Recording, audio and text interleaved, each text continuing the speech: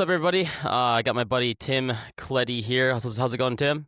It's going great, Max. Thanks for Good, having man. me. I'm looking forward to speaking to you here. Sweet. So, just I want to think about the first time I met you or seen you. I don't think I met you the first time I saw you. It was with that Almost Cooper thing, with Bobby. I think that was at first, or no, that wasn't at first half. The Myth. At the Myth, The Myth. Christmas. yeah, Alice Cooper would always do a Christmas pudding show every year out in Phoenix. I think I forget what we called our version of it, but the holiday, hash or what I don't know, whatever. But Yeah, yeah, yeah. that was a great show, and that was a cool gig. It was a lot of fun to be involved in that. No, I remember. I think because you had your gold top Gibson Les Paul, and I was like, Yeah, and you're wearing your little cape thing, or yeah. not your cape, but like you know what I mean, the little. Okay, so it wasn't necessarily a cape. Not the cape, but I you know do. what I I mean? do have Yeah. a vest. I do have like a, Yeah. a gothic vest that has tails. So Yes. It's not pretty a cape. close, but I yeah, mean, yeah, I I don't know. know. I dressed for the occasion, and then Tyler, our other guitar player, was wearing a Ramones t-shirt. Yeah. No, no, I remember seeing that. I'm like, dude, because I was listening to I'm a big Sabotage guy, and like December, that's Nice. like Trans-Siberian Orchestra, all that stuff, and that's what all Yeah, those guys wear. So I was like, dude, I yeah. gotta get me one of those, man. I'll just wear it around the Amazon. house. Oh, Seriously, really? Amazon. You go on Amazon and you order it the week after Halloween, and you can go in and do all their steampunk stuff and all Yeah. their gothic clothing and whatever. Honestly, and it's a really nice vest, and it's heavy material. Yeah. And I think I might have paid $20 for the thing. It's not Uh, bad. and now it layers over. I'm actually wearing it in Slave Raider now.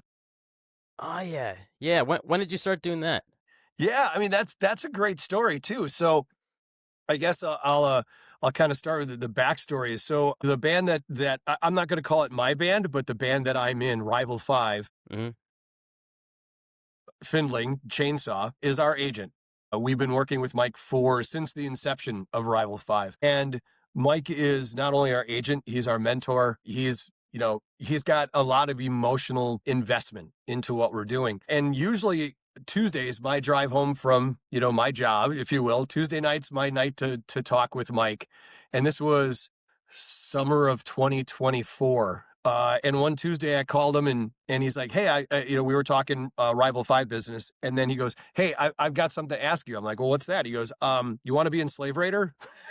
I'm like, yeah, kind of almost pulled off into the shoulder and kind of had to absorb that for a moment. Like, never really thought about it. And so a little history on that. I mean, going back to high school, Yeah. I grew up in a little farm town northwest of Milwaukee. So I didn't grow up in the cities. I wasn't here when Slave Raider was really hitting their peak, the Sure. mid to late 80s, early 90s. But I saw them on Headbangers Ball and kind of went, these guys are unique. There's something different about them. And then went to college. I went to college in Menominee, Wisconsin, and my college band actually got to open up for Slave Raider a couple times there. Oh no And I shit. Okay. remember going, oh, these guys are on MTV, man. These guys are gods. They're, what have you. I was so intimidated by the whole thing. And then lo and behold, 35 years later, Mike's our agent. He's our mentor. He's my friend. And all of a sudden he says, hey, Slave Raider's going to do a couple shows a year. We'd like you to be one of the guitar players. I'm like, okay. Comes full circle. It's pretty cool. It's very Yeah. flattering. And it's so cool to be able to be in a room with, I consider them to be icons, Hmm. Tish and Shane and Rock. I mean, I don't know. Is there a bigger hard rock band that came out of Minnesota than Slave Raider? Right. Power Mad, maybe? I was gonna say, you remember Power Mad? Yeah, I remember I, that Nice Dreams, man. I remember watching that music video yeah. all the time. It's I like, mean, ah, I love Power Mad back in the day, man. I remember seeing them at the Mirage a couple times sure. and I wasn't close with you guys, but I got to know them. And back in those days, I was in a band called Morticia, and we were fairly well known in the scene as well. So there was a handful of hard rock bands, bigger rock bands that came out of this town, and you had the Coup de Grace as an example, and obviously Power Mad and Slayer Raider and Morticia, and a handful of other ones. But that was a long time ago. The cool Yeah. thing is that Slave Raider's still at it, and that Right. Chain and Rock and Tish are still interested in getting on stage. And I got to be honest with you, man, the fan base is crazy. They're really dedicated, and they're still out there, and they're still horns up, and it's an honor. Lance who's the person that I'm, if you will, stage left guitar player. Yep. Lance did a lot of their writing, and Lance did a lot of their arrangements and whatever.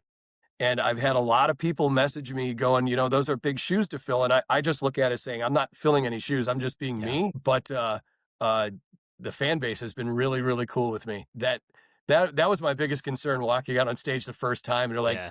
who's this guy? He's not Lance. And they're going to start throwing batteries at me or something. Yeah, right, right. No, I think you're pretty well respected Well, I in the appreciate Minnesota that. music But community. So man, we have an awful lot of fun doing what we do. I'm blessed to have been able to make music. So going back to what you're talking about with Cooper, you yeah, know, Chris Vox and John Lochner, who are, Chris, I'm going to put it out there and say, I think the best rock vocalist in the Midwest. Show me I someone who isn't, yeah, dude's playing. talented everywhere, man. Drums, guitar, he can sing. It's insane. It's Correct. great. Yeah. I mean, the people I get to play with in that band, and we only did a handful of shows, but it was a really cool project. And the fact that we got to work with Alice and his wife and their non-for-profit, and that we got to give back, which is something I think a lot of people in the music industry just don't really get either the opportunity or realize to embrace. Yeah, Is I mean, I've been doing this for a long time, and that was like the first opportunity where I felt like, hey, we're raising money for this non-for-profit for Alice Cooper's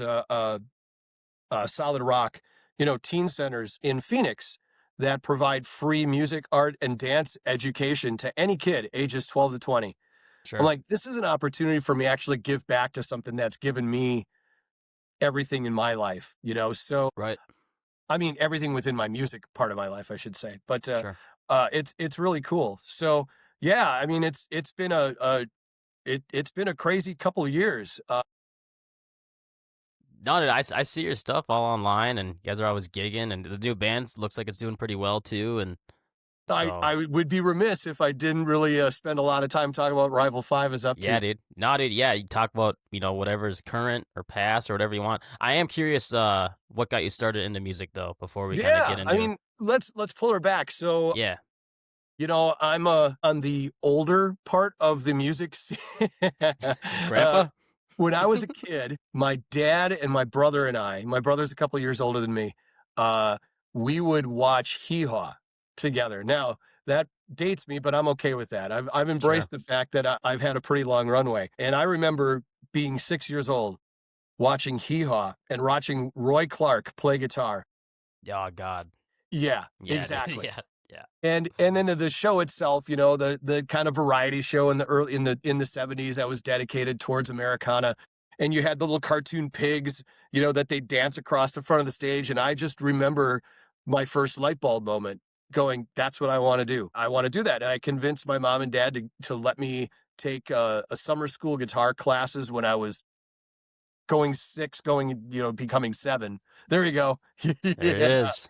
There it is, man.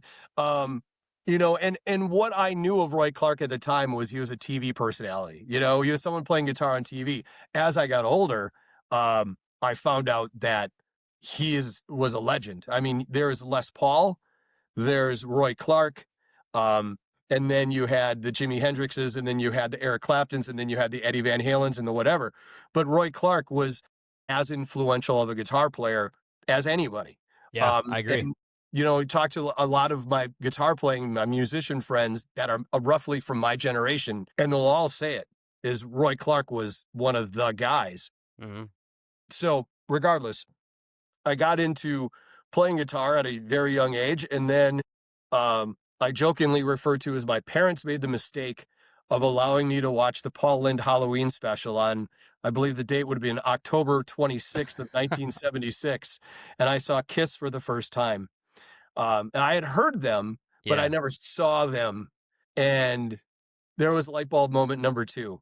That was life-changing. And again, that same group of friends and extended people, and I guess you could probably go anywhere around the world, for people that from my generation saying, "What made you wanna play guitar?" And they say, "Yeah, we saw Kiss on Paul Lynde Halloween special, and it changed our lives." And it did. And at that point on, I was like, "Okay, now it's not just about playing guitar. Now it's about playing guitar loud and having stuff blow up and Yeah. fire."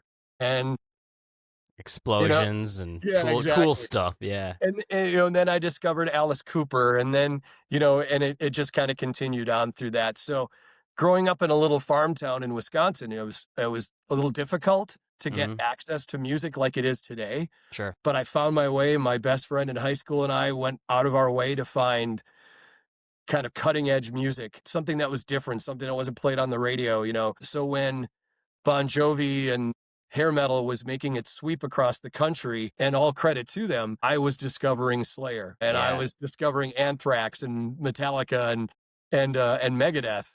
So I think a lot of us as guitar players kind of felt like we have a little bit of that I'm an outcast chip on our shoulder. sure, So I kind of lived and breathed that, embraced it.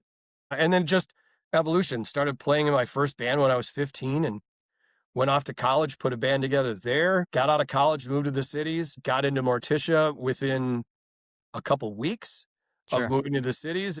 And that was a real eye opener. That was an original band that had a record deal and you know, within a couple months was at the time growing up in the Midwest, I'd really only been in like 3 or 4 states.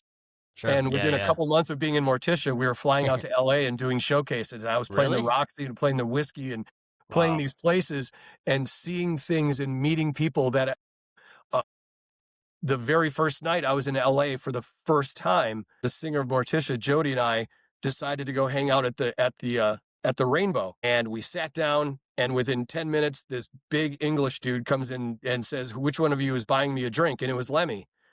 And Lemmy sat with us for an hour, and of course we bought him drinks. I mean, come on, who wouldn't? yeah, But it was Lemmy, you know, and like again, the scale and scope of someone from a little farm town in Wisconsin, you know, getting access to that. So, yeah, I mean, Morticia was a great thing. It was a great experience.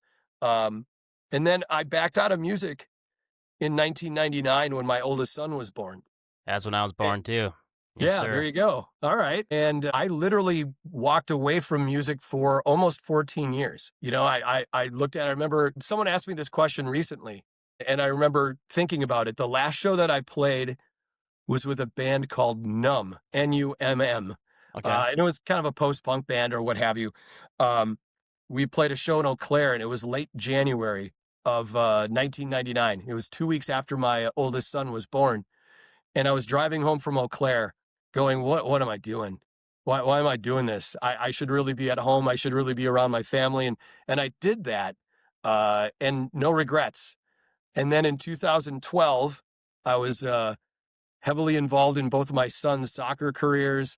I was coaching, I was running a soccer academy, I was playing a yeah. lot of competitive golf, I was doing all these things that suburban dudes do, and my phone rang, and it was Matt and Jody from Morticia saying, "Hey, we've been asked to reunite for a fundraiser for the Minnesota Lymphoma and Leukemia Foundation, which was being run in honor of a guy named Earl Root." And Earl was a mainstay in the Minneapolis metal scene in the 90s. He had a band called Disturbed, Yeah, not yeah. the Chicago Different one. Disturbed, but Yeah, yeah, yeah. Earl had his own radio show on KFAI. He was one of the godfathers of metal in this town. And he had unfortunately passed away from cancer, but his wife asked us to do this. And we're like, absolutely anything for Earl, anything for Earl Root. I got back on stage for the first time in, you know, we'll call it almost 14 years. And that was my third light bulb moment.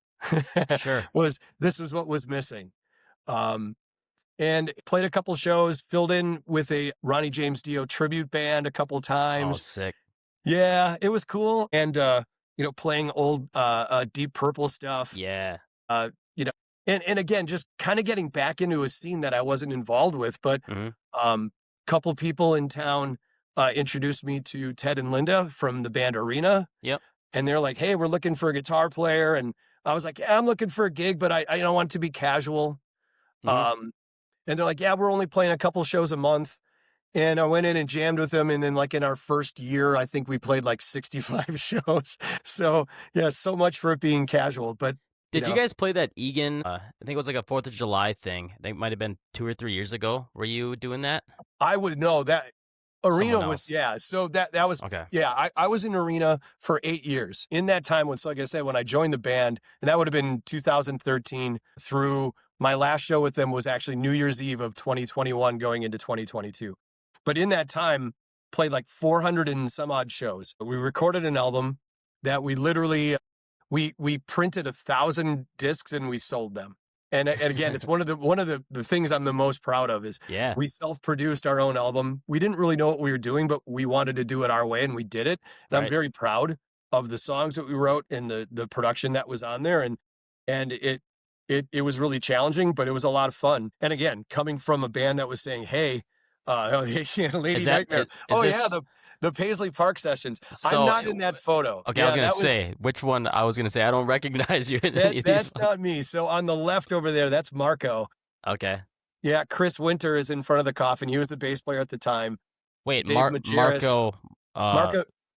Yeah, Marco Which James. Yeah. really? That's Yeah, him? that's Marco. Yeah. So on stage, his name was Marco Nostrada, which No was way, which was a great stage name, by the way. dude. No idea. So yeah, both Marco and Dave left the band at about the same time, and I joined after them. Okay, So I'm on the third album is called 13 Nightmares. I'm on that sparingly because I there it is. So what's interesting here, I'll share a little story. So that artwork for that album was created before I was in the band. And it was funny because Jody, the singer of Morticia, ran a pretty significant ad agency in town. And she had her graphic people create an image of the band where the guitar player was just kind of generic looking because they didn't know what he would look like. And if you zoom in on it and you look at a picture of me from that age, you can see it actually in the middle picture, the one that's black. I'm in that picture, the one that's black with the gray Morticia logo on top of it, sure. right next to it. I'm in that photo. Yeah, that one right This there. one. I'm on the right hand side. That's me. So look at the person on the album cover and look at me and go, man, it was almost like fate that they created an image of a guitar player who didn't exist, but yet there I am. Damn, looks like a Peter So Steele looking, typo yeah, oh negative looking yeah, thing, dude. absolutely, Are man. you into that stuff? I love, love, I was gonna say love, you look love like typo. okay. Yeah, Me too, man. absolutely. Especially when they decided to become vampires. Oh yeah, So yeah, so in any case, so like I said, I ran through the arena thing. And we did a lot of good, a lot of fun. A really good regional bar band. We played some festivals here and that picture hanging up there, that was from playing Moondance Jam. sure. Um, and then I really decided at that point in 2021, I was going to actually just retire. I Oh was really? just going to step away. I was kind of getting tired of playing bars and what have you. And Burnt I out. let the band Arena know that I was going to be stepping away. And then I got contacted by the owners of Arch Allies and they said, "Hey, we're looking at changing some things up." And they kind of made me an offer I couldn't resist. So I got involved in Arch Allies, which was really great. I mean, Forgot about that. Yeah, toured around the country, played shows in the Dominican Republic. I mean, it really expanded and I got to meet a lot more people.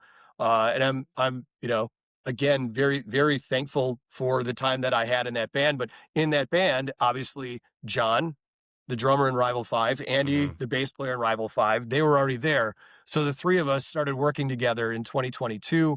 In 23, we added a female singer, Haley. yep. In 2024, we turned over a male singer. We found Tyler.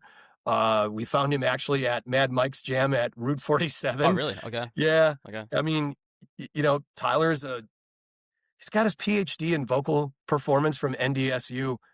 And when we met him, he was like, "I just don't want to sing opera. I want to be a rock singer." And we're like, "We don't Yeah. want to ruin your beautiful voice." Yeah, yeah, right. Hey, at least he's got So the range, you know? he does. Yeah, he does. And Haley is just a couple pieces of dynamite. And the five of us really, really gelled well. And again, we just made the decision that we want to do something a little bit differently. And respectfully, we left working under Arch Allies and launched our own thing. Like I said, Chain Yeah. brought us, or I shouldn't say came with us, took us with him is really kind of the best way to put it. And here we are. So our first show was July 3rd of 2024, playing with Hairball up in Duluth. That's not a bad place to have your first show in front of Nope. 8 or 10,000 people.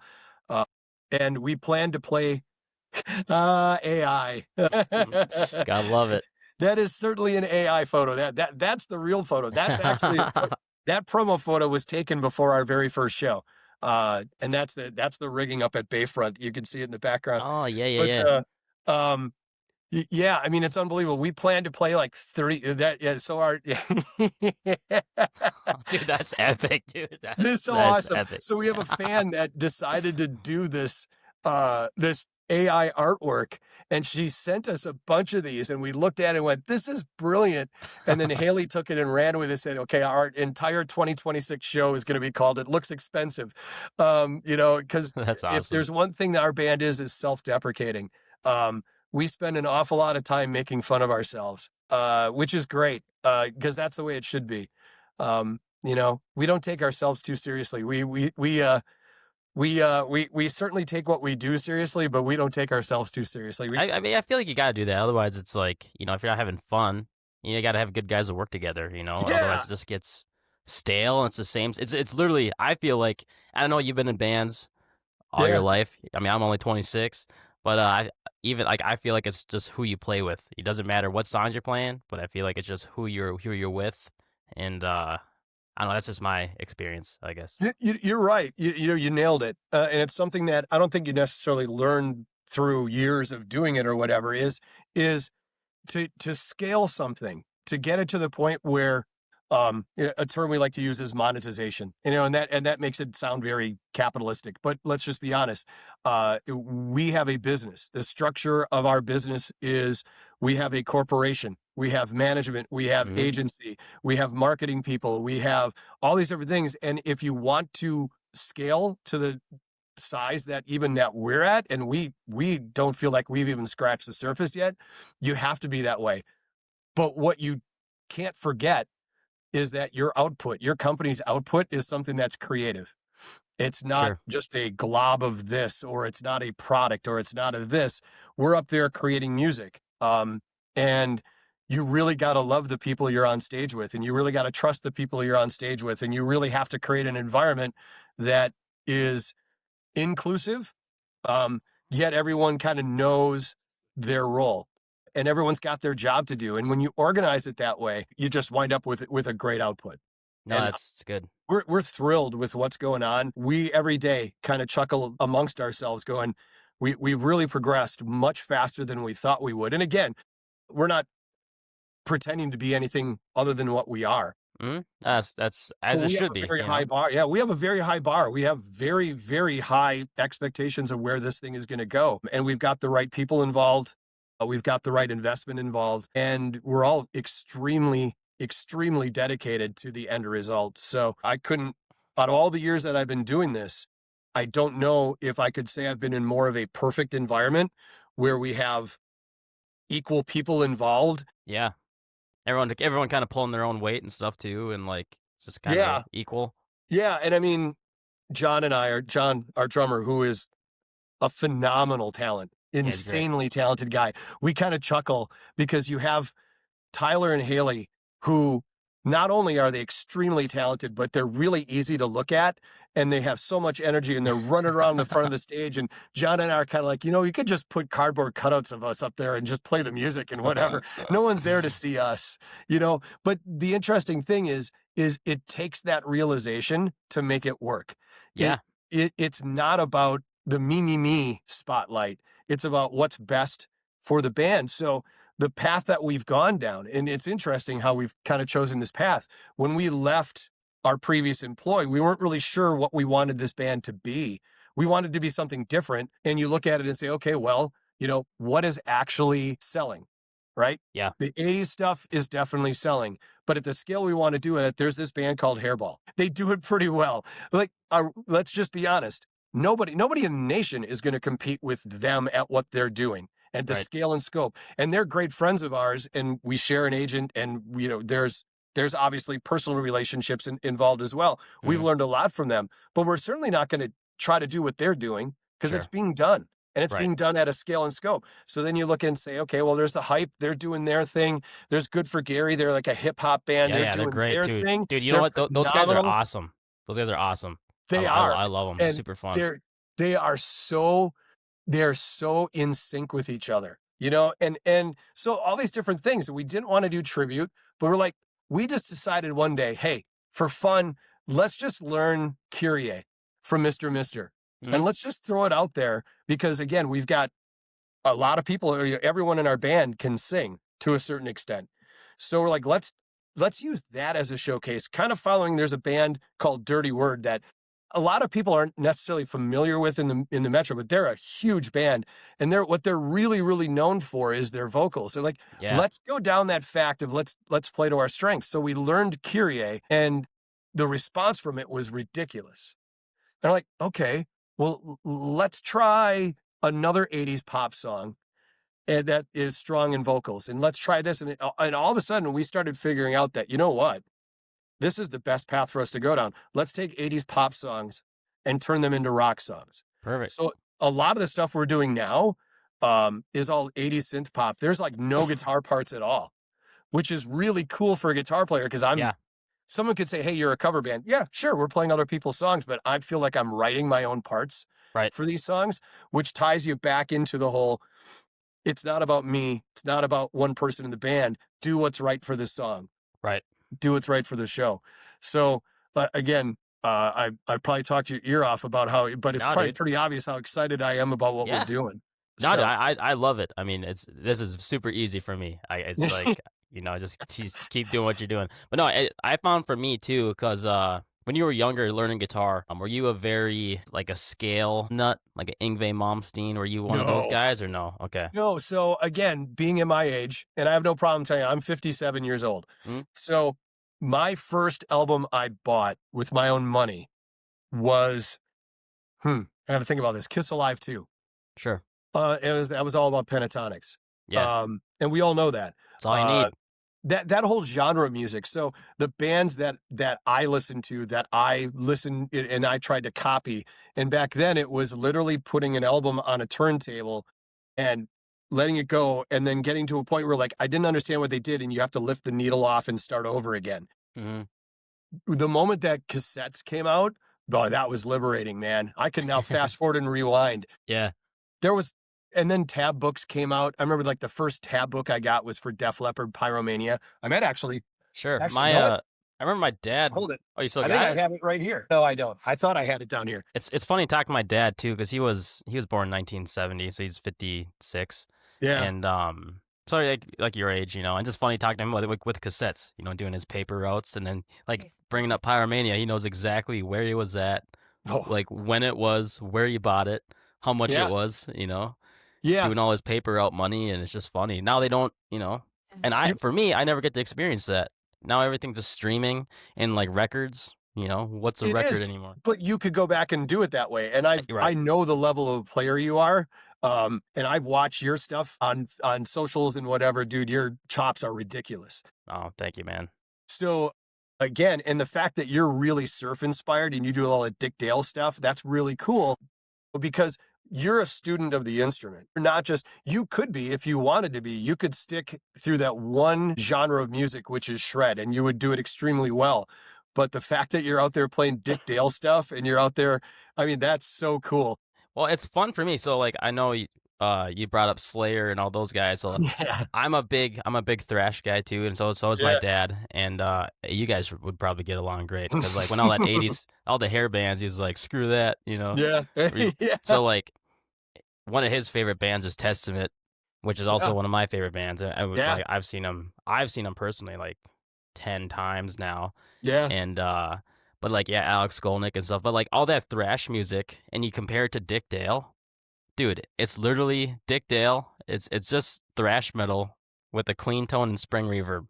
Literally Correct. what it is. It's You insane. nailed it. And now go back further than Dick Dale. Go back and watch some of the early Roy Clark stuff from the Yeah, 60s. Then go back and watch a Les Paul from right. the 50s. People are like, oh, who was the first shredder? Oh, the first shredder was, I don't know, Jimi Hendrix or Eddie Van Halen. Les No, Paul was ripping things in the 50s. And you take that and you put what he was doing through a Marshall and a whole bunch of compression, and you have your first shredder. right. You really do. So it's just an evolution of it. But like you said, the true like shred stuff didn't really come to light until the 80s, middle 80s, late 80s, early 90s. So what I cut my teeth on was more blues-based hard rock, the Aerosmiths and the Alice Coopers, and obviously goes without saying Kiss, Rick Nielsen, Cheap Trick, the second greatest American rock band of all time, Yeah. you know? Are you a But, Dokken guy at all, by chance? I'm just curious. absolutely. Yeah, I Okay. mean, Dokken to me was different in the hair metal thing because I think they just wrote more interesting songs. Sure. You So know, I'm a George big Lynch. Lynch guy. Yeah, I know you are. So George Lynch is one of my guys, and like as far as a guitar player, like when you said bluesy, that's just what what made me think of George Lynch because like he's very tastefully playing, and He very bluesy, and that's what I tend to gravitate towards instead of like the mindless shredding, which is cool, but I it's like to feel what I'm playing.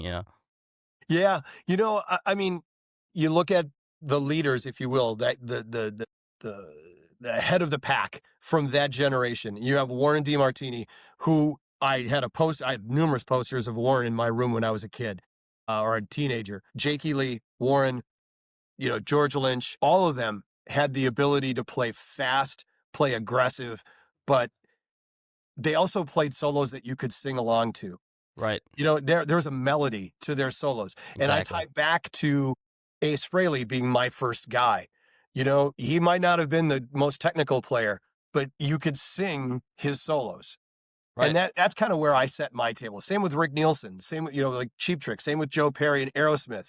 Those solos had melody. And as you progressed and as you got into the shredder era, in my term I used, it became more about acrobatics than it came about melody. And Yeah. I don't begrudge the Tony McAlpines of the world or the, what have you, the Yngwie Malmsteens.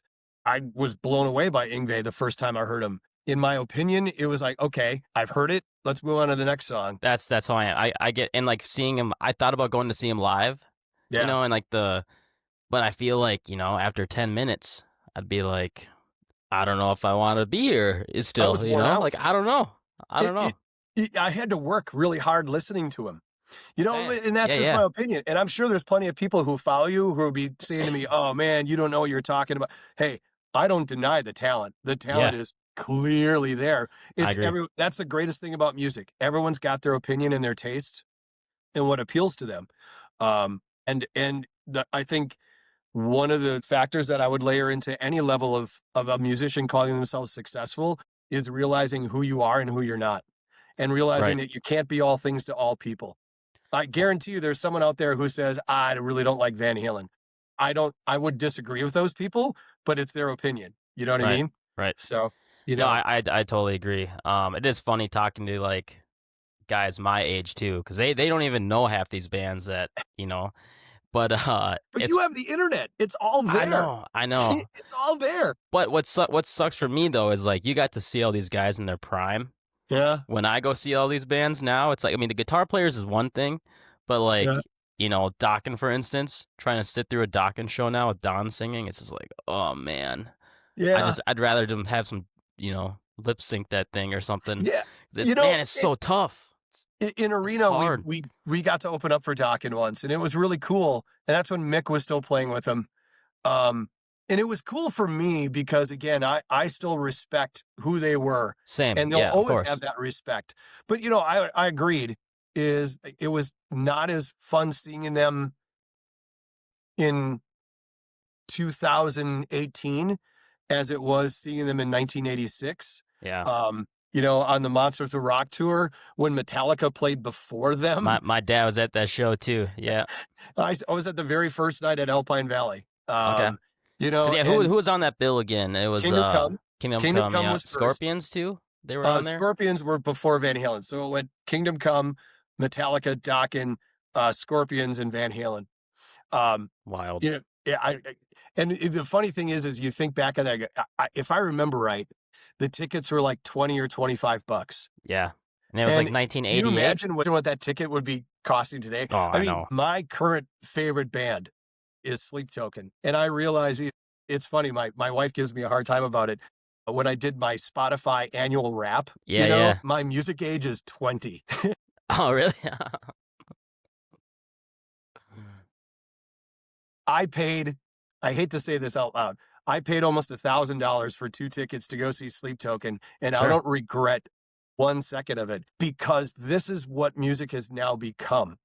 is it's not just about the music. Yeah, It's it's an about the live experience. performance. It's an Yes. experience, you know? And the production. And then you have the people out there say, "Oh, well, they're playing to tracks. So what? Dude, everyone's using tracks. Don't care." I'm the track guy, you Yeah. know? Like, I Yeah, get what so you much do, shit. yeah. I get so much shit about tracks, but you know what? I'm like, screw them. Everyone's You using know tracks. and we get that argument too, and, all the bands in town that are playing it at our or above our level, everyone's using it to a certain extent. When people ask us, like, "Well, why do you use keyboard tracks?" I'm like, "Well, Tyler's our male singer, and he's a hell of a keyboard player, but when he's singing lead, I don't want him sitting behind a keyboard. We want Yeah, him out front." So, but we generate our own tracks. We create our own tracks. I know the guys in the Hype are very, very good friends of ours. They create their own, what they use. Same with Hairball and all the other bands out there doing it. It's the expectation. When I'm paying $1,000 for 2 tickets to see a show, I expect to be blown away. What I yeah. don't want is 5 guys on stage looking at their feet. Right, And right, I know that's kind of stolen from Gene Simmons and, whatever, but it's true. I think that's what music has become now, is it's about a presentation. And I think, not negatively, but that's some of the things that we think about is how can we present a show at our scale and scope that's going to be unique without it breaking the bank, without expecting people to pay a dollar amount to see us that I don't feel that we've earned yet. So it's that right. scale up thing. And, like, I don't have a lot of that is a funny thing when you say that. Do you know the guys in Pandemic at all? Yeah, absolutely. So, Yeah. okay, so I filled in a show with them last spring at the, shit, what's that place? St. Cloud, that theater, Pioneer Oh, Place, Pioneer Place, yeah. fun place, and, like, that was kind of the first. I mean, I've done other smaller events with, like, comedians and stuff doing dinner shows, but, like, I haven't really done, like, a ticketed show, and Yeah. it's funny to me 'cause it's just weird because, like, coming from a solo, like, just a guy in the bar, and they're just paying me flat fee, whatever, and I make my tips, and I go home, and compared to, I'm gonna pay money to see these guys, so don't F up type of thing. It's different. It's different. It's a little more nerve wracking, man, because I'm like, I wouldn't even spend $30 to come see, Yeah, us play or me play, but like, and at your age, I mean, again, if I tie myself back to where I was when I was 26, mhm, and I was in kind of the later stages of Morticia at that time, the concept of hard ticket versus soft ticket. yeah, When someone's willing to pay dollars for a ticket to come and see you, so Pioneer Place or La Musique or what have you, and I suppose you could kind of call, like, cover charges. I guess you could call it a little bit of a hard ticket kinda, versus yeah, soft ticket, which is like a city festival or an event like that where people are coming regardless. mhm, You know, the business development plan really has to be, you start with soft ticket events to get visibility, but it was and then you work into hard ticket, and that's where sure, we are in our evolution right now. When we were with our previous employer, we were hard ticket all the way because that band had been around for 15 or 20 years, yeah, and people were paying to see that band, because of the name. Hairball, perfect example. mhm. Hard ticket, I'll tell you what, we played some ice arenas with them that are completely sold out, 5, 6, 7,000 people. Have you ever been up to Duluth on July 3rd to see their show? No, I'm always either playing somewhere Yeah. up north or, Yeah. it's so hard to be like a musician and seeing other shows, I mean, you know how it is, "Come I see me do. play," and it's like, I ah, do. But, I mean, if there's a band in the Midwest that people wanna learn how to do business from, it would be them. yeah, This is how you do it, and this is how you do it right, and this is how you scale up, and they've been at it for 26 years, and they've learned through their own mistakes. But one of the things you learn in life is, if you have an opportunity to learn from somebody else without causing yourself too much harm or having to go through mhm. it yourself, take those opportunities. Dude, I love to be the stupidest guy in a room. Honestly, I do, because like, that's the only way I'm gonna learn, you hang out with smart people, you're gonna become Yeah, smarter. You hang out with people who have more money than you, you're just naturally gonna have more money, and you're gonna figure it out, yeah, So, like, just with business, hanging around good musicians and, like, talking to guys like you who've been yeah. doing this shit for a long time, it helps me because, it makes me more well-rounded. The cool thing too is that there's a lot of people, what I consider kind of like my sphere or my circle, which is pretty tight. Again, I don't mean that to be exclusionary, but the people that I hang with that are musicians that are my age, I think we're all collectively agree that we have a bit of a responsibility, Mhm. because we've learned from the people that were the generation older than us. And now we're at that point in our careers where we have to continue supporting and helping out and teaching, or sharing, I shouldn't say teaching, but sharing our experiences and helping that next generation so that all this continues, Yeah. you know? But I mean, it is somewhat of a teacher too. So like Yeah. for instance, like me seeing your stuff, it's teaching me like what works and what doesn't work because like I can see what works and what doesn't work. Yeah. You know, so Yeah. Yeah. I think one of the things we try to share as much as we possibly can is fun, creativity, humility, and what we really try hard to do is lack of self-importance. That's really, really important. The scale and scope of things at the end of the day, I'm a guy who plays guitar because I love doing it. I've been blessed to be around a lot of people and learned a lot from them. I'm blessed to be surrounded with, people in this band that are incredible talents. I also look at it and say maybe I earned that through, the the slings and arrows that I've gone through in my life. sure. But to be grateful, to be thankful for the people who come out and support live music, to take the time after a show to go shake hands and in all honesty, truly mean that I appreciate that you come out and support live music and please continue doing that. These are the things that I want to share with that next generation is don't get wrapped up too much in yourself. Take what you do really, really seriously, but don't take yourself too seriously. And I Uh, think that's where I have a hard time with being in bands with guys my age is because there's a lot yeah. of that, and I see it all the time. And I think that's just why I've done a lot of the solo gigs because like Yeah. it's man, it's tough. The ego thing is tough, and it's very hard to get everyone on the same page now. And I mean, it always is, but like it's just so much easier to do things by Age myself right now. definitely helps you become more objective. And Yeah, when I was your age, I probably had a much, much bigger chip on my shoulder than I deserved, than I had earned. There was a bit of that, you know, don't you know who I am kind of nonsense. And you right, look back at it now and go, I was nobody. I was not important. To this day, I'm not important. And there's people out there who do follow you and do think that you are, and they do appreciate it.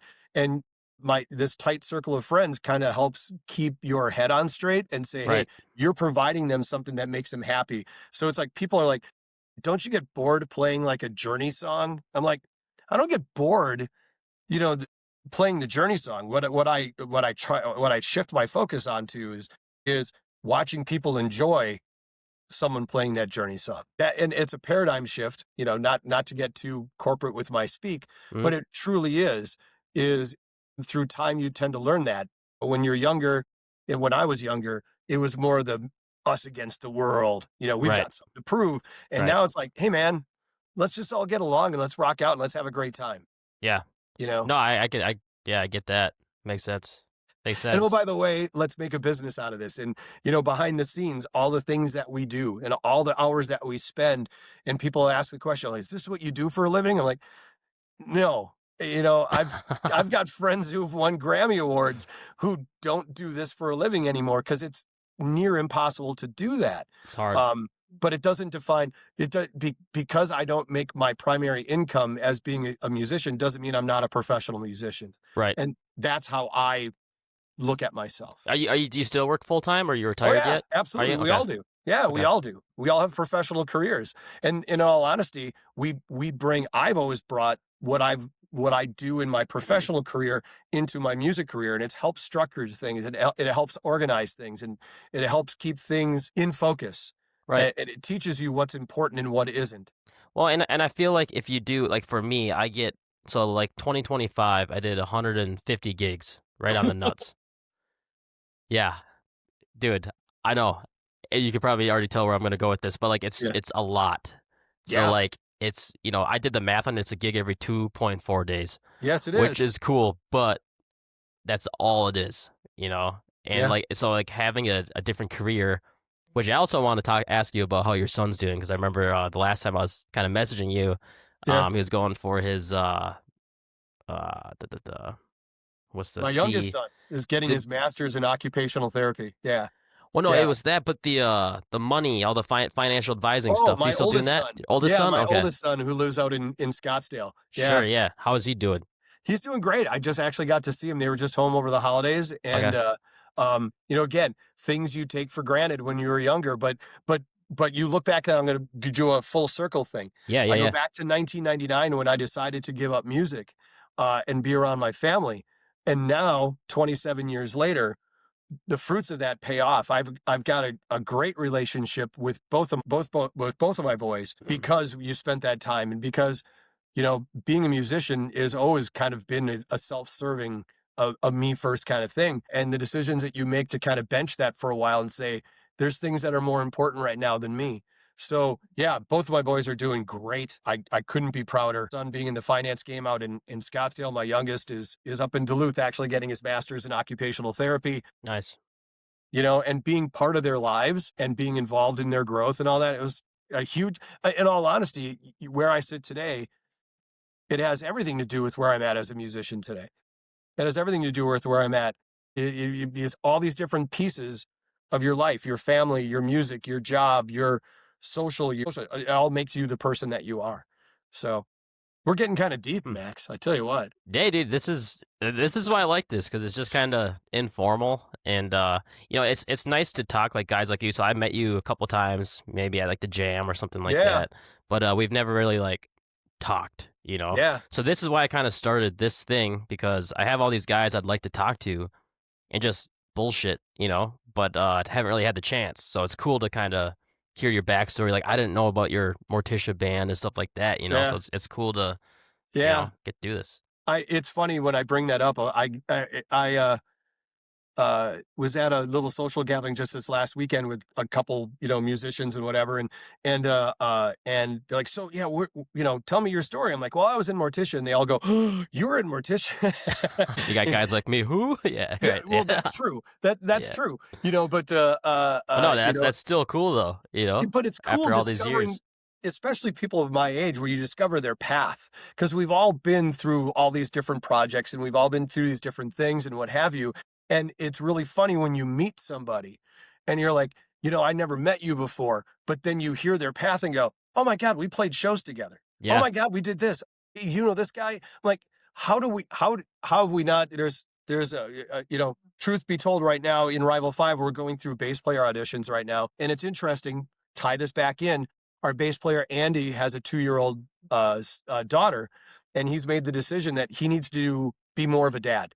Yeah. He's going to go to school and he's going to get a better education so he can provide for his family. And he's following what John, our drummer, did when he had kids.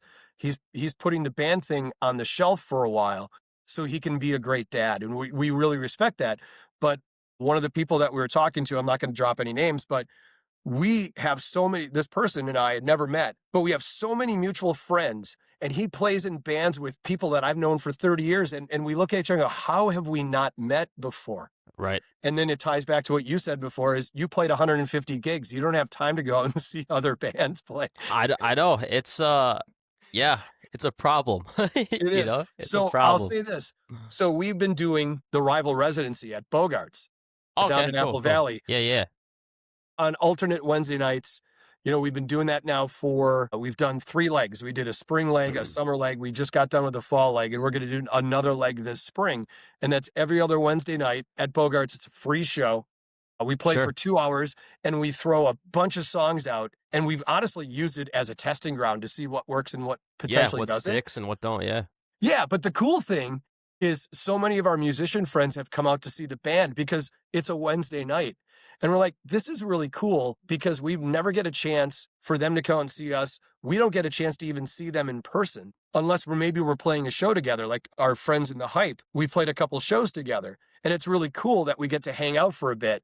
We get to see their band and they get to see us. We get to have a drink or two afterwards. Yeah. But those are few and far between. So that Wednesday night, I've seen friends of mine that I haven't seen in person in years. But obviously social media helps keep you in touch. Right, But right.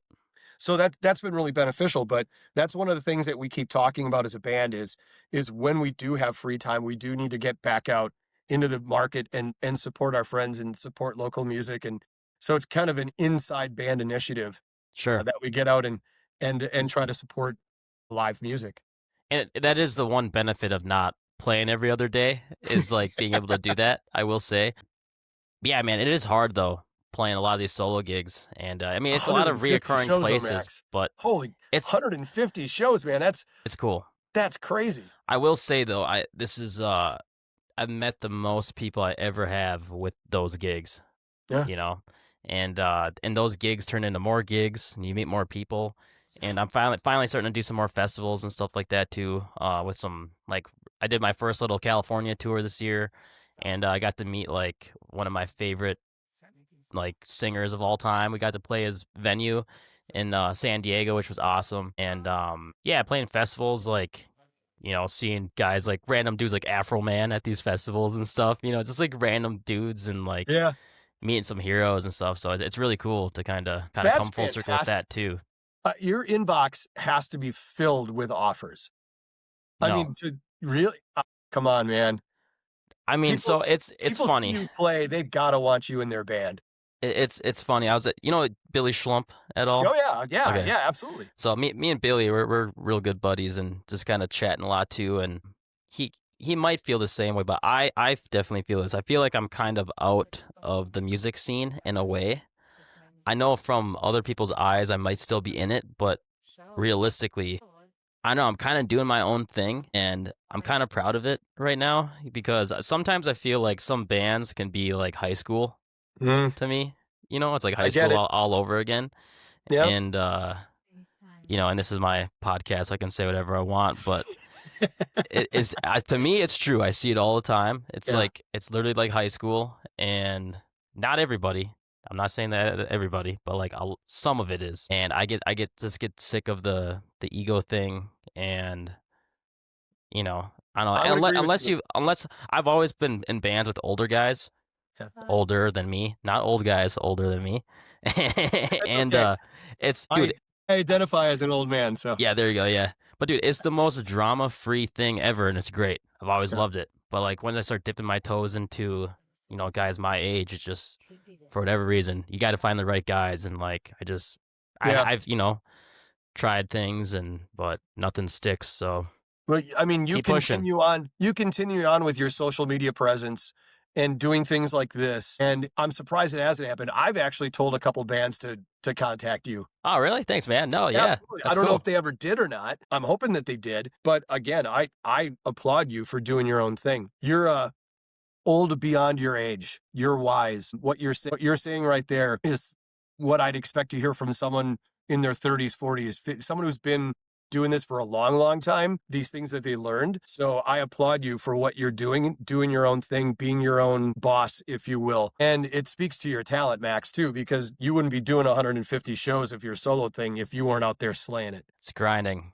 But and, like, I will say too, it's a good thing and a bad thing. So playing all these shows, it gets a little boring, But the good Yeah. thing with this year is I picked up singing as well. So I started singing in, like, August because I just get sick of just playing guitar. So that's one thing, like, you can grow as that way. You know what I mean? Like, if the plant gets too big for the pot, you start kind of branching out in other things. I'm a big plant guy, so that's what I'm gonna use that analogy.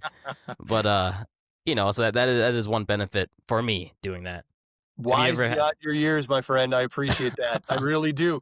You're a musician's musician in the sense that you are your technical proficiency is obvious, right? But you're pushing yourself to be better. So one of the things that Ingve used to say, going back saying, the moment I master the seven caprices, I'm going to give it up because there's nothing more to learn, but the idea behind it is I'm constantly trying to improve myself. Yeah. And so you're like, hey, I want to be a better singer. Hey, I want to put on a better show, whatever. You're building on that. That's massive. Control your own destiny, man. Seriously, No, I I appreciate applaud it. that. No, thank you. And it's funny too, because as far as, like, guitar abilities, and, like, what you said as well, like, kind of making, whatever's good for the song and that type of Yeah. thing. My favorite songs to play right now are just 3-chord reggae songs, and I love it. I love it. Yeah. Couldn't get enough of it, you know? And, Yeah.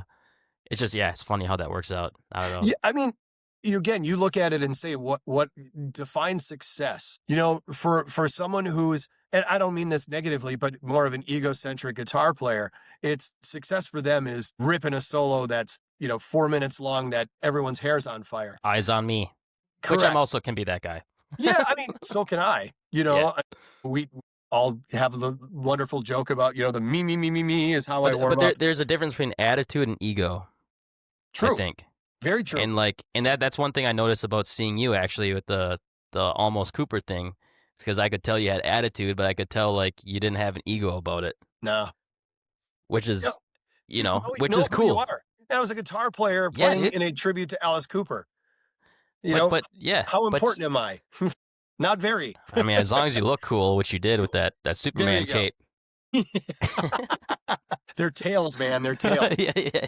I'm gonna find that thing on Amazon. I'm gonna send you a link so you can get one too. Yeah, dude. I remember seeing you, and I was looking at because I started doing Christmas shows, like doing the Yeah. Trans-Siberian Orchestra thing, and I remember looking at like vests like that, not with the big tails on them, but like just Yeah. like little, gothic looking stuff, and I was like, oh man, I don't know. It's cool in the band, but I think with just me up there with the solo thing with something on like that, I'd be like, yeah. Once that crossed my mind, I'm like, yeah, I'm not gonna do that. I can't do that. I know. It's all. I mean, again, what you're hitting on is it's all part of it. The music is 25% of it. It's the presentation. It's the Yeah, attitude versus the ego, like you were talking about. It's how much do you pay attention to what your audience likes, or what your venue wants, or what your agency or your management's telling you should do, and how much of it is deciding this is who I want to be, and finding that happy balance that you can go out and enjoy it. I mean, at 150 shows a year, my concern for you is it's going to turn into a job really quick. I mean, it is. It is full time. That's all I'm doing right now.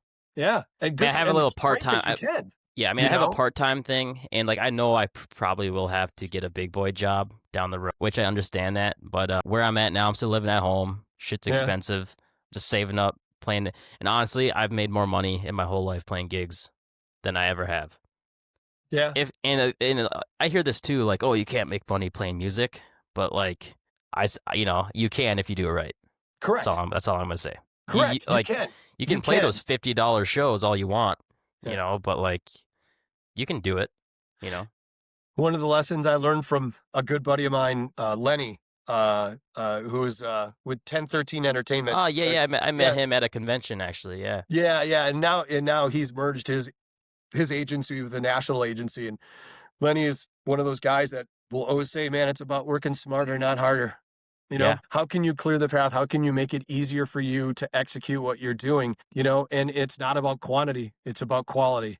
So And that's where 2026 comes into play for me. yeah, Is I'd like to play less shows but better shows yeah. or better paying shows or however that may be. But at the end of the day, I'm getting paid to play my guitar, so I can't complain too much. But you've also pounded the pavement for the past couple of years doing this. So Yeah, dude.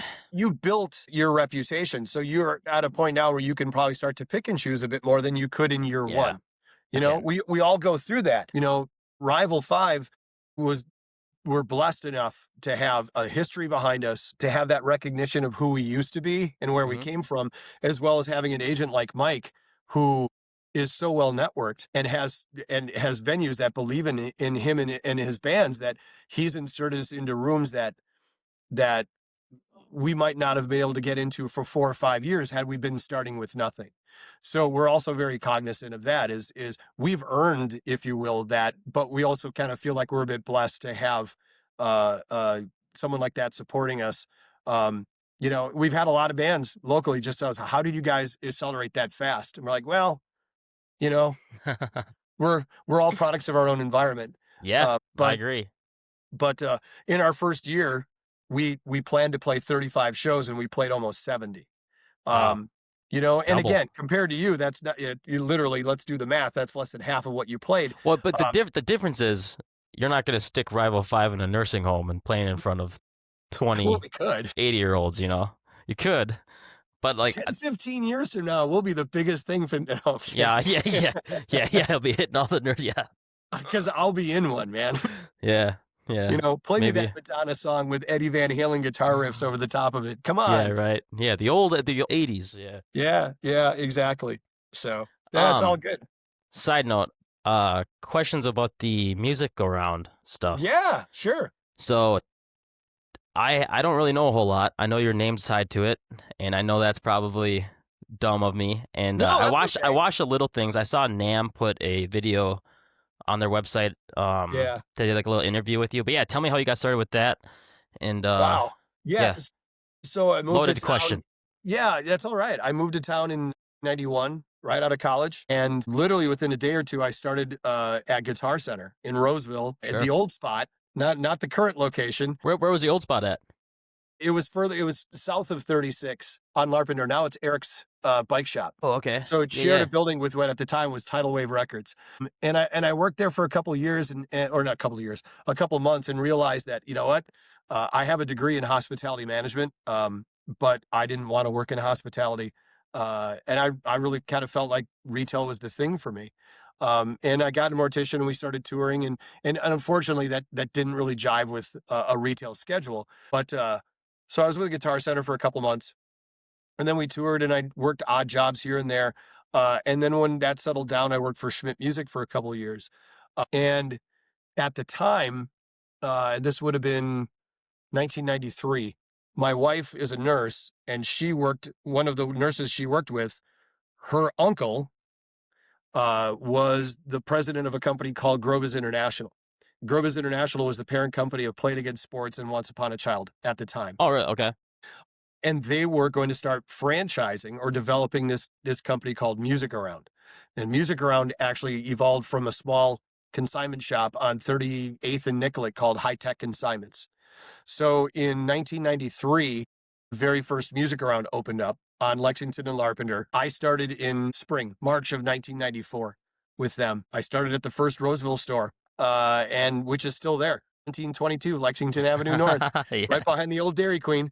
Um, we were a three-store chain. We had three stores in Minneapolis at the time. They're all corporately held stores, but the focus of this company is franchising. So by 1999, we had already started franchising and we got out of owning corporate stores. And that's where my career left. So the last time I was actually even working in a Music Around store was in 1999. And I've been in the corporate office since that time, partly as an operations manager, just traveling out to see stores and support stores across the country, and then taking over brand management. And then in 2018, I got involved with Played Against Sports and Music Around, the job I have today now is vice president of operations for Winmark Corporation. Really? So Okay. I have a long, long history of being in the music industry without being in the music industry. So Yeah. No, that's we're cool. a franchising company. Sure. So what I do, and it's funny, I'll bump into people who go, "Oh man, I haven't seen you in the stores in a while." I'm like, "Yeah, you're right. You haven't seen me in This the is a since good thing you haven't seen me. 1999." Yeah, Yeah, yeah. yeah, exactly.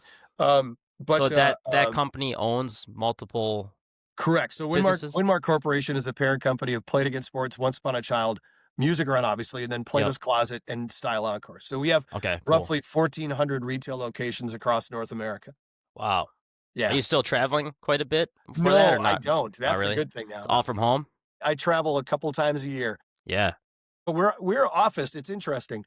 Our office is 169 and 55. So many people drive by it, big glass buildings and it says Winmark on it. It's funny that, Hairball, they staged their bus right across the Highway 169 from, and I always Oh, get really? Okay. messages from John Lochner, who used to work for us. John's their stage manager and the guitar tech for Hairball. John worked for us in Music Around for many years, and he's like, every time the bus departs, I see Winmark, and we kind of wave. I'm like, yeah, you guys give me the one finger salute is what you really do. But And that's right in so Plymouth?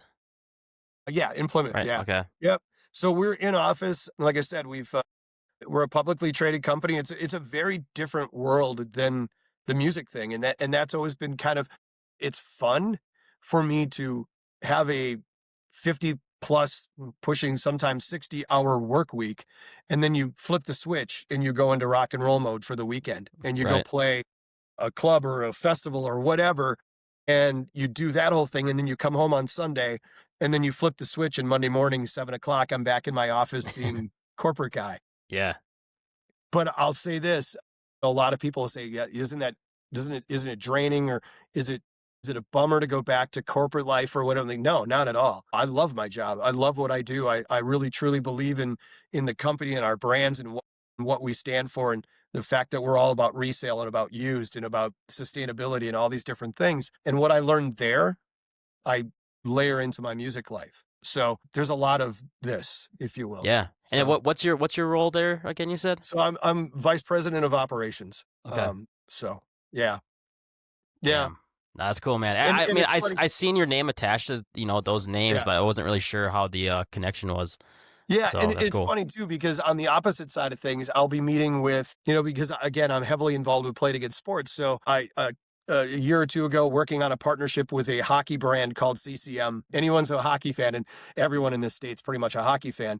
So meeting with their senior vice president of global marketing, and he looks me up on Google and goes, "Is this you?" I'm like, so it works both ways in this, in Yeah. my music life. People are like, "Is that you on LinkedIn?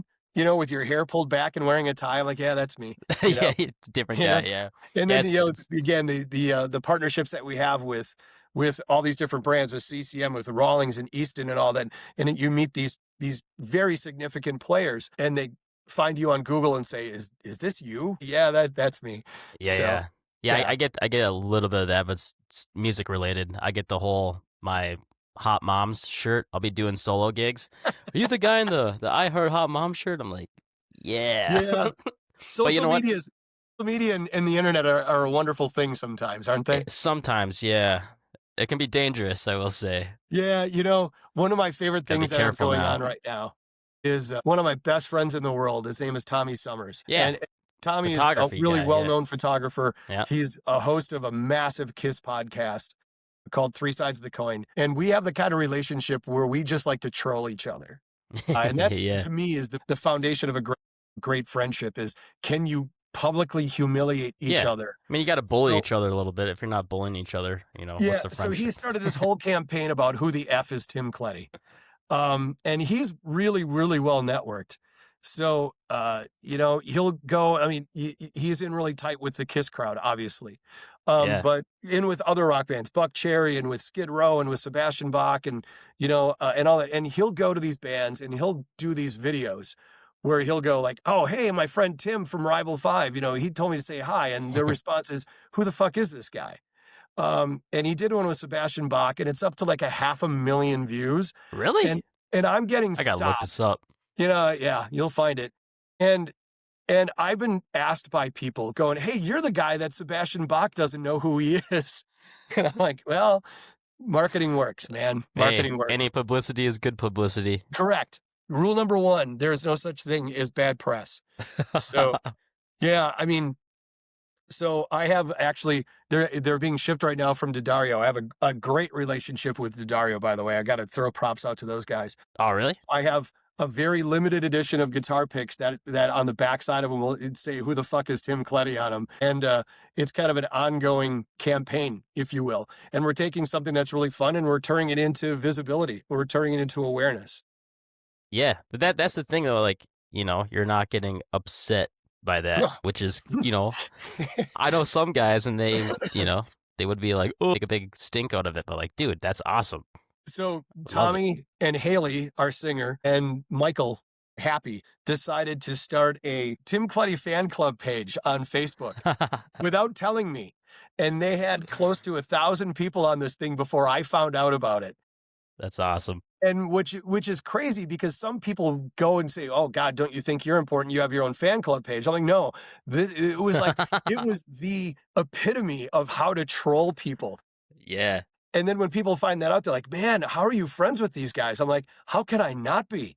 This is the whole thing about not taking yourself too seriously that we have such a good time with. So Tommy Summers, I'll tell anyone who's listening to this, just be wary. You bring him in, there it is. Yeah. I don't know if you'll be able to hear this, but we'll try it. My friend Tim Kletti wanted to make sure that I said hello to you. I still don't know who that fucking guy is. So yeah. There it is. So Tommy, yeah. So that video is like literally across all platforms up to about 500,000 views. You know, and again, it goes back to what I was saying before, is I take what I do really seriously, but I just Yeah. don't take myself that seriously. Isn't it funny though how you can post the best video of playing a guitar solo and it'll get 13 likes. You Yeah. post something dumb like that, goes, damn near viral. Self-deprecation goes a long way, man. It really does. It really does. You know, you could argue like, hey man, social media's algorithms pick up on that stuff. Like, I don't know, whatever. I truly think, and I've been told this by a lot of people who follow the band, is that they really appreciate that we're just normal people. And Yeah. that if we weren't playing a show, and it's a bit stereotypical to say this, and I don't mean it to sound that way, because you've heard everybody all the way up to like guys in Metallica go, hey, you know, if we weren't playing, we'd be out in the crowd. And I truly believe that they mean that. But I mean that too. It's like today I just get to be the guy on stage, and tomorrow you're the guy on stage. And that's really how it should be. That's kind of how I base my life now. I gotta show you this quick. Sure. Just real fast. Out of all my posts on Facebook this year, out of all the videos I posted, everything I've done, this is the best picture that has done exceptionally well. How dumb is that? It's awesome. 222, man. That's a shit ton of engagement. I mean, it's That's not awesome. a lot, but for a dumb picture, it is. Yeah. And for a guitar video that busts my ass up that I had to film 9 times to get 17 likes, and I post this, like, stupid. Yeah. Makes me wonder what I'm doing. You know what? But these are the things that you're learning. And these are the things that get shares. The dumb things get shares, and then Well, but it's not so I learned much that the too. dumb things. You looking at creating the content are saying, what's the point of this? Right. But what the audience is seeing is that you're a human. That you're not just having fun.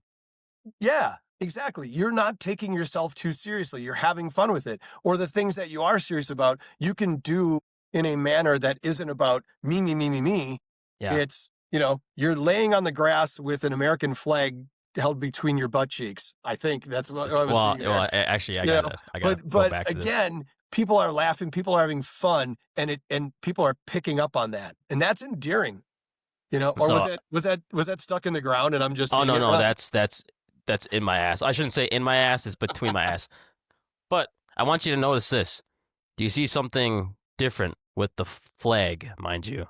You notice how it's straight? How it's not falling over? Yeah. So we had tied a fishing line right here, 'Cause- and I had my dad on the side holding it, so it was nice and straight. Then we had the neighbor lady up here looking at us like, what the hell is he got? So we had the whole operation for this picture. It was epic. But yeah, not a lot of And people those are- notice that. Those we are the great Photoshopped it. stories. Those are the great stories. Those are Yeah. the great stories that go along with it. You know, it is. I mean, our social media is driven. Our voice is driven pretty much by Haley. Yeah. And anyone who follows our social media realizes that there are no sacred cows, and everyone in our band gets ripped. And That's awesome. And it's a lot of fun. And we found that, hey, we could put a video of us playing a great song, showing off the chops, whatever, and it gets good engagement. We put something out making fun of one of us, and it gets 5 times the engagement. Yeah. And at the end of the day, marketing is about visibility. It's not about me, me, me. It's about just people seeing us and understanding and being attracted to it and going, oh, okay, these are real people. I can follow them, and I can associate with that. So yeah, great job by the way. I love it. Thank you. No, it's awesome. You know, you're realizing things at the age of 26 that some of us took twice as long to realize. So you're well ahead of the curve, my friend. Well, thank you. Real quick before we wrap this up. Yeah. BC Rich Guitars. I know you have like an endorsement deal with them, or Right. what's the deal? So, okay. So another one of my best friends, and again, I was talking before about I have a really small, tight circle. Hey man, that's all you need. I do have a really small, tight circle. That's all you need. One of my best friends in the entire world is Bill Xavier, who is the owner of BC Rich. And I met Bill through my music around career when Bill was working for Bill started his career with PV, and then he worked for David and Hanser, which is a distributor that dealt with a bunch of different brands, BC Rich being one of them. And then he left, worked for Ovation for a while. And he had the opportunity to buy BC Rich, him and a couple of financial partners. And Bill and I kind of very brothers from another mother. You know, he was born and raised in California in Oakland. You know, ridiculous football fan. I was born and raised in Wisconsin. You know, obviously a bit of a Packer fan. Yeah. But we got to know each other over the years, and we're at the point in our relationship, and there's so many mirrors to it. He's got 3 kids, roughly about the same age as my 2 boys, and we just kind of evolved together as fathers and as business people and what have you. So when he took over BC Rich, I'm like, hey, I want to do whatever I can to help promote your brand and show that BC Rich is not just some brand that's gone through bumps and bruises and what have you. Yeah. So we created the role of and I stole it from Common Man Dan Cole, the official, unofficial ambassador of BC Rich. I'll be the first one to admit that what do they call it? Copying is the sincerest form of flattery. Sure. Yeah, right. Yeah. Yeah, Dan. So we came up one night, and it was funny. We were actually on a Zoom call one night. We were both drinking, and we were both probably 2 drinks deeper in than we should have been. And we came up with the idea, and I put it on Facebook as one of my jobs, and it just exploded with, "Are you moving to California?" and whatever. But I have a bunch of BC Rich guitars. The company has been very, very good to me. I play them exclusively with Slave Raider because that's Sure. really where that guitar belongs. Yeah. I'm a Les Paul guy through and through, and that's I know. what I play with Rival 5, and I always will. But our relationship is one of, I don't even say it's a handshake relationship, it's a hug. Every time I get to see Bill, and I'm getting to see him actually in a couple weeks because I'll be down in Orlando on business, and BC Rich has now moved all of their operations to Orlando, Florida. Oh, cool. So I'll get to see him in person, which is great. We're going to have dinner. He's going to show me some of the stuff they have going on. I don't want to spill any beans, but Has there's has a Bill lot of ever exciting stuff. has going Bill on ever right seen has Bill ever seen a surf guitar player playing a BC Rich before? I don't know, but he should. If you have one, I if you don't have a have video, one. send I it my don't- way. You know, I mean, we all know BC Rich is very, very tied in with the darker side of music, Oh yeah. but That'd be um, funny. Bill is a great guy, and he's trying to do something with a legacy brand Yeah. that is very difficult. Breaking guitars into this market, and especially just based on how retail is set up, it's really an internet-based business now. I mean, his number Totally. one dealer is an online dealer called Red Blanket Guitars, and I'm not even sure they have a storefront. They might be selling stuff Just he might all be selling stuff out of his online. house. Sure. But I want to do everything I can to help my friends. But on the side note, BC Rich Guitars, since Bill took that company over and since they're manufactured, they're phenomenal instruments. Yeah, of course. And they've done really well by me. I've got a couple sitting here. Yeah, let's see him, man. I got a Actually. couple. We'll hold this one up. This is the prototype Oh, that's sick. Asian Gunslinger. They're available now. I think they only made about 1,000 of them. It's an Asian instrument. It's phenomenal. Now, I took the DeMarzy out and put Seymour Duncan in because my friends at Seymour Duncan. But this guitar is like a $1,000 retail guitar, and it plays as good as some of the U.S. custom shop stuff that I have. I believe it. Yeah. It's wonderful, and the finish is great. I mean, Fire Crackle takes me back to when I was a teenager. Right. You know, so you'll see me playing that one with Slave Raider. I've got a couple other ones that are sitting out here. These are the ones that are just up in my studio right Here, now. here, one sec. All right, show and tell time. Oh, the Widow headstock. My dad's a Slayer guy, if you couldn't tell. Yeah. He needed one of these guys. Yep. The old Warlocks. Yep. I have a Warlock sitting downstairs in a display case hanging over my bar. Someday I'll be able to come out and share that. I'll be able to share what it is. Right now I'm not really allowed to. It's kind of a secret guitar, but For sure. so yeah, it's great. Slayer, and my history with Bill going so far back when my boys were really young. This a story I'll share. And God, we've been talking for like an hour and 20 minutes. Holy cow! I know it goes quick. No one's gonna listen to all this. I'm telling you right now. They're just gonna They listen might. to yeah. Hopefully they do. Maybe not. Probably not. But We'll when be my able to boys see. were young, I think my oldest was, I think, 10. Bill asked him to do a project for BC Rich, and he sent him a slide deck that had all kinds of body shapes and all kinds of necks and all kinds of headstock configurations. And my oldest son, Christian, decided to put together and present, here's what people my age would think is really cool. Yeah. And they actually used it. They used some of his ideas to put some pieces in this together. And his payment was that he could pick out any guitar out of the NAMM booth that he Oh, wanted, wow. aside from US Custom Shop. Yeah, sure. So he was probably 8, 9, 10. I'll find this picture I'm going to refer to here, and I'll send it to you. I'll DM it Yeah, to you. yeah. So at the NAMM show booth that year, Christian, my oldest, 8, 9, my youngest Karsten, who is 3 years younger than him, walked the NAMM show booth with Kerry King. No way. And Kerry helped him pick out the guitar that he wanted. And it's honestly one of the great kind of mixes of my life, music and my business, is watching Kerry walk around the NAMM show booth with a bottle of Jägermeister under his arm, and my boys calling him Mr. King. And, not, again, because that's how I brought my boys up, is respect, Yeah. respect Yeah. for your elders. And I remember Kerry going, "Why are they calling me Mr. King?" I'm like, "They respect you." They're like, they don't even know who I am. I'm like, "Oh, yes, they do." Yeah. In my house, we listen to Slayer. Right. So, No, that's freaking awesome. yeah. Dude. So he got this guitar, and it's with him out in Phoenix, and he doesn't play a whole lot, but it's a beautiful centerpiece in his living rooms. Hey, sometimes guitars are good for that too. They are great to look. Functional art is how I like Yeah. to look at it. So, but yeah. It's great. I'll find that picture of the three Yeah, of them. dude. I'll have to dig in and I'll DM it to you so you can see it. It's pretty Yeah, cool. send it over. So. But yeah, I'll probably wrap this up here. But no, dude, it was awesome talking to you, dude. Thanks for doing this. Yeah, I Definitely appreciate it, Max. I mean, obviously, I have no problem talking about myself. So, Dude, a lot of musicians don't. That's why I decided to do this for guys like you. No, just kidding. yeah, No, it's so easy though. Like doing this with guys I don't talk to on the regular. Because when was the last time we really sat down and chatted? Never. So it's cool to do this, get to know each other more and get to know you more and your history and your backstory and that type of thing. So yeah, dude, I appreciate it. really appreciate it, Max. I mean, I do, and I appreciate what you're doing, and I'm a fan of your playing. A lot of us old guys, we're all aware of you. Like, have you seen Max? Have you seen back when you were, a couple of years ago, man, you'd go and lay down some Dawkins stuff or whatever, and you'd put a video on Facebook or on Instagram or what have you.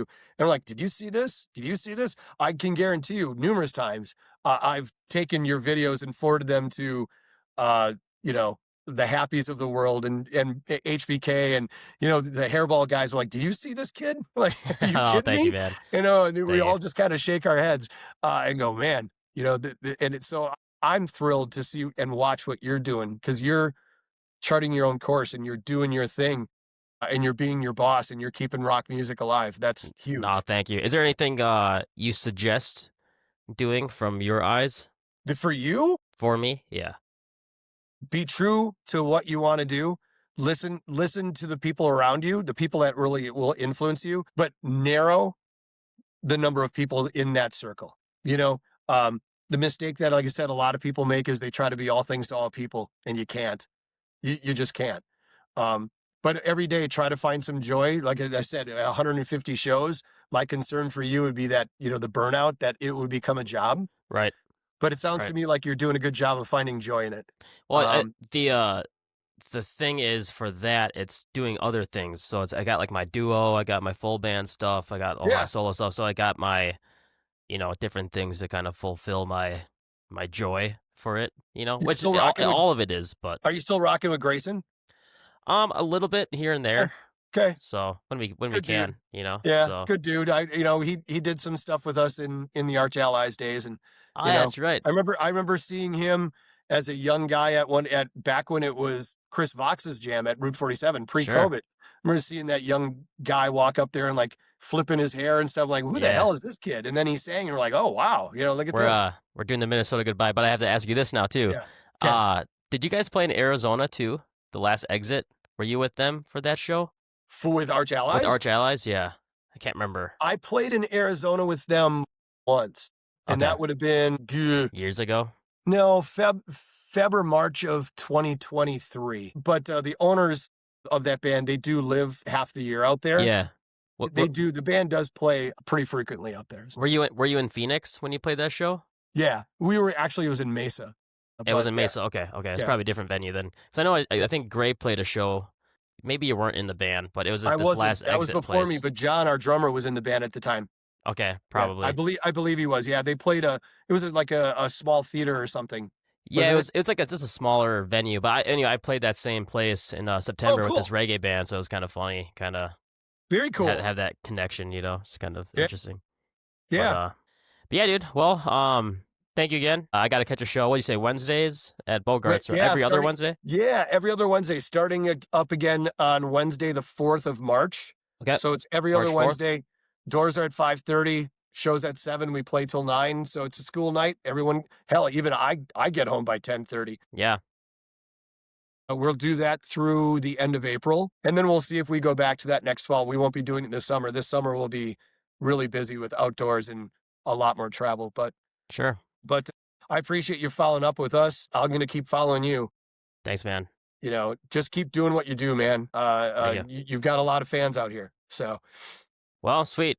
Well, cool. Tim Kletti, check out Rival 5 on Facebook, rival5band.com.